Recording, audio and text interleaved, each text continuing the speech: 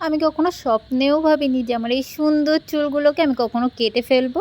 আর কেন কেটে ফেলেছি আর কেটে দেখো আমি নিজেই করছিলাম ভীষণ পরিমাণে কান্না।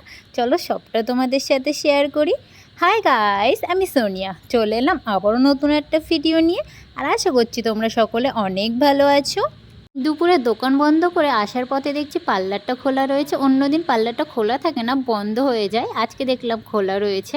আর এই যে দেখছো দিদিটাকে, এই দিদিটা নতুন নতুন কাজ শিখছে, তাই ম্যানিকুইনটার উপরে প্র্যাকটিস করছিল। আর আমি আজকে এসেছি এই পার্লারে কেন জানো? আমি আজকে এলাম চুলগুলো কাটবো বলে। অনেক দিন ধরেই ভাবছিলাম কাটবো কাটবো, কিন্তু কাটা হচ্ছিল না। আর আজকে পার্লারটা খোলা দেখে সোজা চলে এসেছিলাম চুলগুলো কাটতে। আর তোমরা কি জানো আমি আমার বাড়ির কাউকে না জানিয়ে চুলগুলোকে কাটছি? আমি আজ 2 মাস ধরে আমি বাড়ির সবাইকে বলছি যে আমি চুল কাটবো, কিন্তু ওরা কোনোভাবেই কেটে দিতে রাজি না। আমি যখন আমার হাজব্যান্ডকে বলেছি, সে বলছে কিনা যে তুমি আমার কাছ থেকে সব কিছু নিয়ে নাও, কিন্তু তোমার চুল কাটা যাবে না। আর আমার মাকে বলাতে তো আমার মা কোনোভাবেই রাজি না। মা বলছে না, তুমি যদি চুল কাটো তাহলে তুমি বাড়িতে আসবে না। তো ওই কারণে আমাকে আমি 2 মাস ধরে ট্রাই করছিলাম চুলটা কাটার জন্য, কিন্তু কাটতে পারছিলাম না।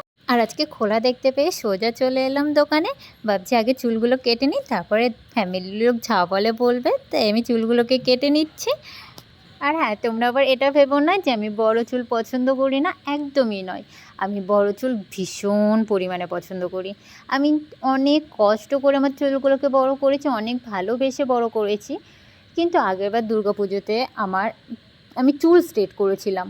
আর তারপরেই আমি দোকানটা ওপেনিং হয়েছে, আর তারপরে দোকানের সময় দেওয়ার কারণে না আমি একদমই আমার চুলটাকে কেয়ার করতে পারছিলাম না। যার কারণে আমার চুলটা অতিরিক্ত ড্যামেজ হয়ে গিয়েছিল। স্ট্রেট করার পরে তো চুলটার কেয়ার করারও বেশি দরকার, আমি সেটা করতে পারিনি। আর এদিকে ফাইনালি আমার চুলটা কাটা শেষ হলো। আমি এবার যাচ্ছি বাড়িতে। আমি এখন আয়নায় ভালো করে আমার মুখটা দেখিনি। তোমরা আমাকে কমেন্ট করে জানিয়ে যে আমার ছোট ছোট চুলে আমার মুখ আমাকে মানিয়েছে কি না। আর আমি যখন বাড়িতে এসে আমার মুখটা আয়নায় দেখছি, লিটারেলি বলছি আমার ভীষণ পরিমাণে কান্না পাচ্ছে, ভীষণ পরিমাণে। আমি শুধু এটাই ভাবছি কেন আমি আমার চুলগুলোকে কাটলাম, না কাটলেই তো পারতাম। আমি ভীষণ পরিমাণে আফসোস করছিলাম। আর তার থেকেও বড় চিন্তা আমার এটা ছিল যে আমার বরমশাই এসে আমাকে দেখে কি বলবে। কারণ আমি তাকে না জানিয়ে চুলগুলোকে কেটেছিলাম, আর সে আমার চুলটাকে ভীষণ পরিমাণে পছন্দ করে। আমার চুলটা তার কাছে অনেক বেশি প্রিয় ছিল। গাইস, বর্মশাই ফোন করেছিল, হাফ রাস্তায় রয়েছে, ও 5 মিনিটের মধ্যে হয়তো চলে আসবে। আর আমি যে চুল কেটেছি আমি এখনো কোনো রকম ওকে কোনো ফটো পাঠাইনি। আমাকে সামনেই দেখবে, আর ওর রিয়াকশনটা কেমন হয় জাস্ট ওটাই দেখার। আর তোমাদের সাথেও শেয়ার করি, আমি অলরেডি তো আমি ক্যামেরা সেট করে দিয়েছি, জাস্ট এবার ওর আসার অপেক্ষা।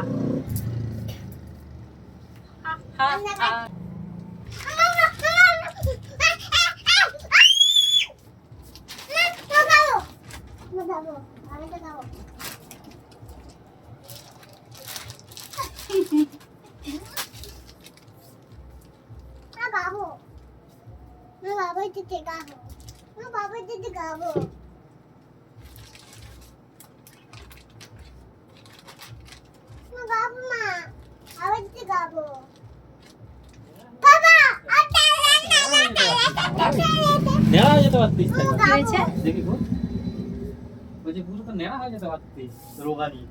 রোগানি কিচ্ছু নেই, শুধু চুলটাই ছিল, তাতেই আর রোগানি কোথাকারে। একটু ওকে বলেছি যে বড় করে রাখবি, ওই একটা পুরো মুড়ো করে কেটেছে। কোথায়? ও হাই, পাল্টা একবারে ছোট ছোট করে কেটে দেবে। এই সোনা, না না মা বলতে নেই সোনা মা। এই মা দেখো তো আমার মুখে কত সুন্দর ভালো লাগছে। ফুলটাকে ফেলোনি, ফুলটা পুরো হয়ে গেছে। ফুলটা আই বলছি আমাকে ভালো লাগছে না। তো বলেছি একটু বড় বড় করে কাটতে। আই বলছি কেন এটাতে আমাকে ভালো লাগছে না? না ভালো লাগছে না, রোগানি। নাও না মা, আসরে যা। গাইস, আমি ভেবেছিলাম আমি পুরো রিয়াকশন ভিডিওটা তোমাদের সাথে শেয়ার করব, বাট তোমাদেরকে দেখাই। এই যে ম্যানিকুইনটা দেখছো, এই ম্যানিকুইন এই শাড়িটার ভিতরে আমি ক্যামেরাটা সেট করেছি। আর পরে যখন আমি ভিডিওটা গিয়ে দেখছি, তখন দেখছি কিনা যে ভিডিওতে তো দেখাই যাচ্ছে না। প্রথম দিকে তাও এখান থেকে এতটা পোর্শন দেখা গিয়েছে, আর পরে ক্যামেরাতে আমাদের দুজনের মধ্যে কাউকেই দেখা যাচ্ছে না। তাই আমি প্রথমে যতটা আর কি ভিডিওতে ক্যাপচার হয়েছে আমি ততটাই তোমাদের সাথে শেয়ার করেছি, পরেরগুলো আর শেয়ার করতে পারিনি।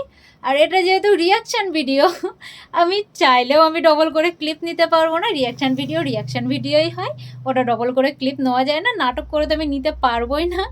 তাই যতটা পেরেছি তোমাদের সাথে শেয়ার করেছি। আর এখন আমার বরমশাই আমার কাছে আবদার করেছে কি জানো, আমি আমার বরমশাইকে না বলে চুল কেটেছি। তো আমার বরমশাইয়ের আবদার হলো, তার জন্য আমাকে শাস্তি দিয়েছে যে রাইস আর চিকেন কষা করতে হবে। মানে এসে গেছে স্যার, যাবো চলো ঘরে গিয়ে তাই তোমাদের সাথে দেখা হচ্ছে। দিচ্ছি বাড়িতে এসে রান্নাটাও বসিয়ে দিয়েছি। আর আমার বরমশাইয়ের রিয়াকশানটা অনেকটা নর্মাল ছিল। আমি যখন তাকে জিজ্ঞেস করলাম যে এতটা সাধারণ নর্মাল কী করে হতে পারে, আমি তো ভেবেছিলাম তুমি অনেক বেশি আমাকে বকবে।